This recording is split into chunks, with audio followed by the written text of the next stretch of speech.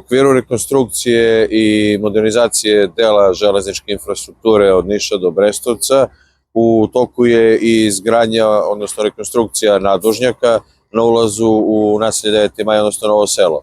Prethodni nadvožnjak jeste pravio velike probleme u saobraćaju jer je bio nepropisne i visine i širine oko 5 metara, visina 3,8, tako da je često dolazilo i sve od saobraćajnih nezgoda, pogotovo teretnih vozila. Sad u okviru rekonstrukcije koja je upravo počela, nadvožnjak će biti propisne visine, odnosno 4,5 metara i propisne širine 16 metara. I na taj način ćemo rasteretiti teretni saobraćaj i mogućnost saobraćajnih nesreća koje su do sada bile. Dok se izvode radovi su, rok završetak radova je 5 meseci, kompletan saobraćaj biće preusmeren na novoizgrađenu saobraćajnicu kod KP doma, državni put 158.